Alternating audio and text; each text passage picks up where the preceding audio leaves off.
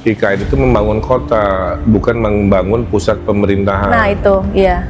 Kalau membangun pusat pemerintahan, berarti populasinya hanya PNS kan? PNS, orang yang kerja di rumah sakit atau Kalau sekolah membangun gitu kan. kota, harus ada formal informal. Iya. Harus ada makan di mall, makan di kaki lima. Harus ada direktur dan ada office boy. Direktur nginepnya di mana harus ada, office boy ngekosnya di mana harus ada. Jadi itu kota. Oke. Nah kita itu mendesain kota. Kalau pusat pemerintahan 100% duitnya APBN. Kalau mendesain kota mungkin APBN hanya 20%, 80%-nya adalah uang swasta kan. Membangun hotel, membangun apartemen, membangun pusat hiburan dan lain sebagainya. Jadi Nusantara didesain sebagai kota, bukan sebagai pusat pemerintahan. Melunaknya Presiden Jokowi yang tidak mau bergegas pindah ke ibu kota Nusantara di Kalimantan Timur bisa menjadi pertanda buruk. Apalagi Jokowi sering memakai bahasa simbol. Pembangunan ibu kota Nusantara paling tidak membutuhkan dana 466 triliun rupiah karena luas IKN yang luasnya 4 kali Jakarta. Sampai saat ini, tidak ada investor dunia yang tertarik membangun IKN. Secara bisnis, memang tidak ada cuan di IKN. Apalagi jarak antara Jakarta dengan ibu kota Nusantara jauh, bahkan disebut yang terjauh di dunia. Ditambah lagi harganya mahal dan biasanya akan gagal. Dan investor ini kan ini era di mana semua orang itu bisa mengetahui apa yang sedang terjadi di sebuah negara. Dari media, pemberitaan media, kutipan-kutipan berbagai pihak, termasuk pihak yang pro kontra, itu dibaca oleh investor semuanya.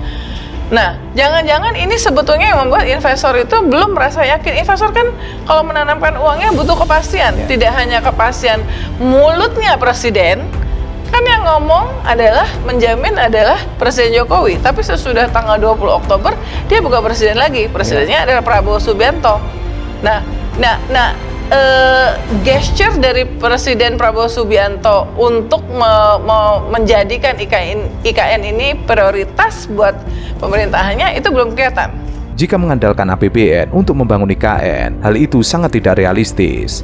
Apalagi defisit APBN 2024 akan naik menjadi 609 triliun rupiah atau 2,7% dari produk domestik bruto. Target awal defisit 522 triliun rupiah atau 2,29% dari PDB. Apalagi pemerintahan Prabowo Gibran akan fokus merealisasikan program makan bergizi gratis. Semuanya akan menjadi rebutan anggaran. Program makan bergizi gratis lebih jelas dampaknya untuk rakyat ketimbang IKN. Ya, tugas saya itu memastikan agar bayi yang lahir ini gitu ya, itu menjadi bayi sehat, bayi lucu kan begitu.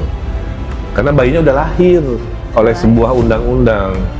Jadi orang-orang yang nggak suka ke IKN seolah-olah bayinya itu suruh dibunuh, bayinya suruh tidak dikasih makan, suruh diberhentikan, kan nggak begitu. Iya. Ini bayi sudah lahir, dunia sudah tahu bayi ini lahir. Maka tugas kita sebagai anak bangsa adalah memastikan bayi yang lahir ini sehat, tumbuh dan sebagainya. Nah, tugas saya memastikan visi misi IKN yang dijanjikan ke dunia sebagai kota pintar, kota hijau kan, kota humanis, itu nggak melenceng, Pak. Mencari dana utangan dari luar negeri atau lembaga internasional juga berat karena keuangan sebelah negara maju dan lembaga keuangan dunia sedang kering. Apalagi mundurnya Kepala Otorita Ibu Kota Nusantara Bambang Susantono dan wakilnya Doni Rahayu bertanda ada masalah dalam IKN. Keduanya dimungkinkan melihat mega proyek besutan Jokowi ini banyak masalah dan tidak jelas arahnya, makanya mereka mundur. Selain masalah investasi yang sulit masuk ke Indonesia, penyebab investasi masih susah masuk ke Indonesia secara umum adalah soal korupsi. Hal itulah yang membuat kepercayaan investor terkikis ketika hendak menaruh modal di Indonesia.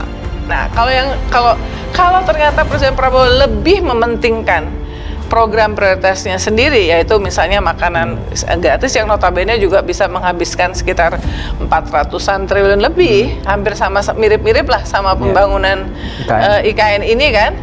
Nah, itu tentu kan yang akan terjadi adalah perlambatan mungkin akan dibangun karena ada undang-undangnya. Kalau selama ada undang-undang berarti semuanya mesti sepakat bahwa IKN ini mesti ada ya.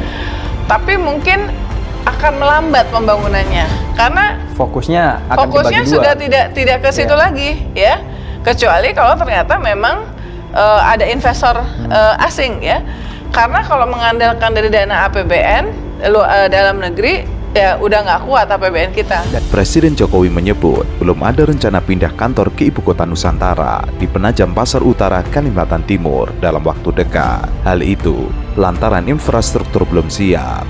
Jokowi mengatakan airnya hingga listriknya belum siap, tempatnya juga belum siap. Jokowi mengatakan sudah mendapat laporan dari Menteri Pekerjaan Umum Basuki Hadi Mulyono soal pembangunan IKN. Dari laporan itu, pembangunan kantornya belum sepenuhnya rampung. Awalnya, Jokowi merencanakan untuk pindah ke IKN pada Juli 2024. Operasional Presiden akan berpindah seiring rampungnya pembangunan tahap pertama gedung-gedung pemerintahan. Pemerintah merencanakan untuk menggelar upacara 17 Agustus tahun ini di IKN. Kesiapan itu, kalau itu siap. Kemarin memang targetnya kan Juli, tetapi coba lihat ke IKN. Minggunya tiap hari hujan terus banget. Jadi memang pekerjaan banyak yang mundur dan itu biasa dalam proyek besar.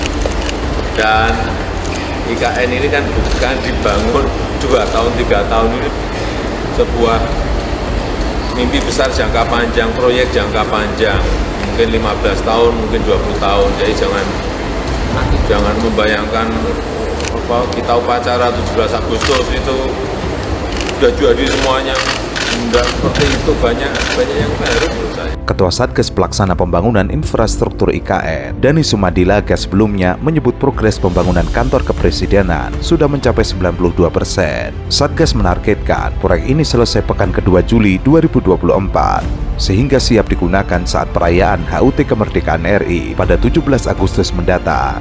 Danis menuturkan, bila sayap Garuda sudah dipasang dan selesai sekitar 3 hari lalu, saat ini pekerjaan yang masih berlangsung adalah pemasangan sayap di sisi ujung kanan dan kiri. Masalahnya adalah hujan dan juga ketinggian, sehingga ada potensi petir dan hujan yang deras. Lapangan upacaranya yang siap gitu. 100%. Betul.